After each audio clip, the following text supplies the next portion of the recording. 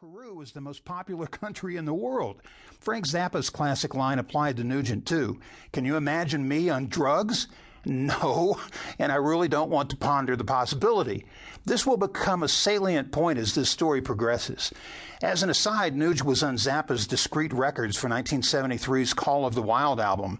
Hardly two peas in a pod, but both were sober, controlled, and bright talents.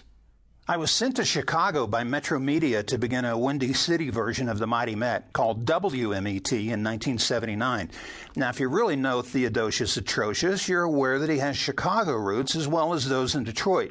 We would often have Ted's mom, Marion, everybody just called her Ma Nuge, call in or drop by the studio because everybody loved her and she could actually out-talk Ted, the only person I've met with that capability.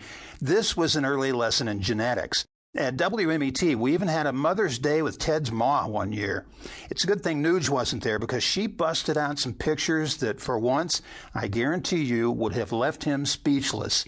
Yeah, you must have been a beautiful baby. Hey, baby, indeed. It was one of the most fun and successful promotions we did at the Met in Chicago. Ma was a charmer and a wonderful person. The proverbial apple didn't fall far from the tree in their case. One morning, I went to the Chicago ABC TV station on State Street to pick the Nuge up from an interview on Good Morning Chicago, or whatever it was. This is 1979, remember, and Ted was way past larger than life at this point, past the hugely successful Cat Scratch Fever, and was one of the most recognizable faces in America. I sent out a memo to the entire radio station make that warning them that he was coming in and that there were to be no tours, no gawking, and no pressuring him for autographs and such.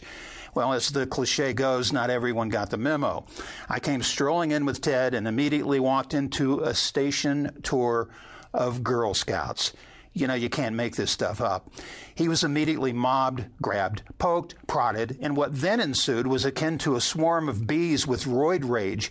I waded through the young ladies and grabbed him by the arm and told him not to worry, that I'd get him out of there. He shoved my hand away and screamed, "Are you crazy? I've been waiting my whole life for this."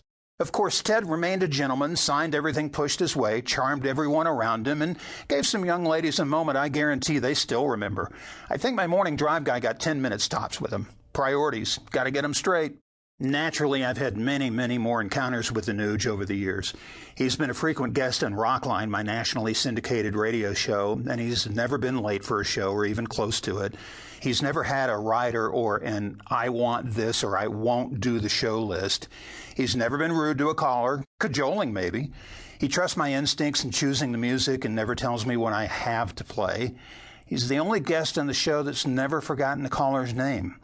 Never needed to have a question restated, assuming he heard it in the first place. You play that loud for 40 years.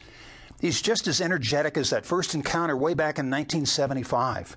He's always lucid, cogent, opinionated as hell, and as entertaining as anyone I've ever encountered. This is where that no drug policy comes in. Say what you want about Ted Nugent, and most everyone does. He's still firing on all cylinders, has all of his brain cells left, and is sharp as a tack. He also possesses a wickedly acerbic sense of humor, and often uses that to make a point, or just to rattle your cage. Still, through all the years and all the interviews and all the shared moments, he still bugs the crap out of me sometimes. It's really difficult to debate Ted because he has all of his arguments in place and all of his points of view are well thought out.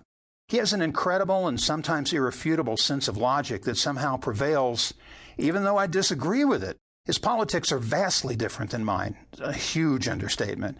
Yet I always manage to at least see his point of view. As you know, Nugent can be very persuasive. He makes me feel like a hypocrite sometimes without him knowing it, because he does hunt and fish and loves guns and bows and arrows and kills animals. I eat meat too, but I get mine from places far more cruel to animals than anything Ted would ever do, or even consider.